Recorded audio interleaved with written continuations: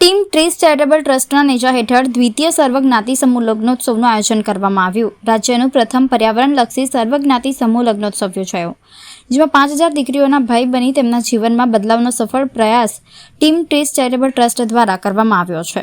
કન્યાદાન એ મહાદાન સૂત્રને સાર્થક કરતું ટીમ ટ્રીસ ચેરિટેબલ ટ્રસ્ટ દ્વારા સર્વજ્ઞાતિ સમૂહ લગ્નોત્સવ ધૂમધામથી ઉજવાયો। સર્વજ્ઞાતિ સમૂહ લગ્નોત્સવનું 700થી વધુ રજીસ્ટ્રેશન કરવામાં આવ્યું હતું। ડાંગથી લઈને છોટાઉદેપુર સુધી સર્વજ્ઞાતિ સમૂહ લગ્નોત્સવમાં રજીસ્ટ્રેશન આવ્યા હતા। સર્વજ્ઞાતિ સમૂહ લગ્નોત્સવમાં તમામ બહેનોને વડનું વૃક્ષ આપવામાં આવ્યું। સૌભાગ્યની પૂજા તેમજ પર્યાવરણની જાળવણી માટે વટવૃક્ષ દત્તક અપાયા, સાથે તુલસીનો છોડ, ઘર સંસારની તમામ વસ્તુ સાધનોની ભેટ બહેનોને આપવામાં આવી હતી।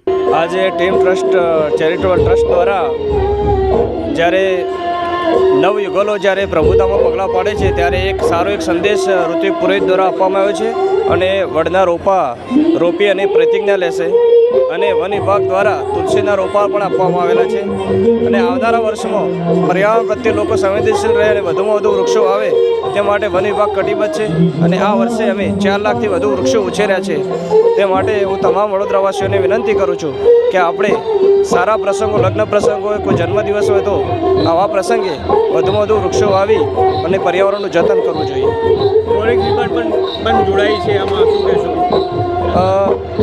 વન વિભાગ તમામ આવા કાર્યક્રમમાં એક સંદેશ આપે છે કે આપણે પર્યાવરણની જાળવણી કરવી જોઈએ અને વૃક્ષો વાવવા જોઈએ, તો જ આપણું પાછળનું જે સ્વાસ્થ્ય છે આવનારી પેઢીને આપણે સારું સ્વાસ્થ્ય આપી શકીશું અને પર્યાવરણની જાળવણી હશે તો સારું સ્વાસ્થ્યના લીધે આપણે સારું જીવન જીવી શકીશું।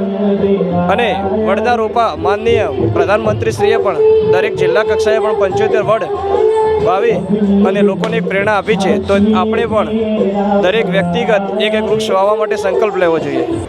અમારા દ્વારા સમૂહ લગ્નનો બીજો પ્રયત્ન છે। સમગ્ર ભારત અને સમગ્ર વિશ્વમાં આ પહેલું સમૂહ લગ્ન હશે જે પર્યાવરણને લક્ષી છે। આજે અહીંયા 7 ફેરા લેનાર દીકરી એ પોતાના જીવનનો 7મો ફેરો એ પર્યાવરણની જાળવણી માટે અહીંયા લેવાની છે। અમારી સંસ્થા દ્વારા દરેક દીકરીઓને એક વડ દત્તક આપવામાં આવ્યું છે। તમને ખબર છે કે વડ દીકરીના જીવનમાં ખૂબ મહત્ત્વનો ભાગ ભજવે છે।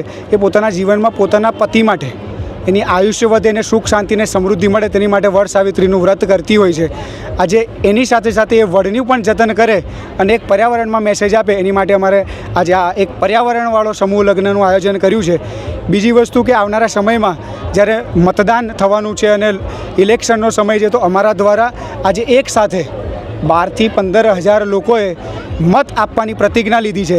જેવી રીતના માણસના જીવનમાં અને દરેકના જીવનમાં કન્યાદાનની જરૂરત છે, એ રીતે મતદાનની પણ આપણા જીવનમાં અને લોકશાહીમાં જરૂરત છે, એનો એક આજે મેસેજ પાસ કરવામાં આવ્યો છે।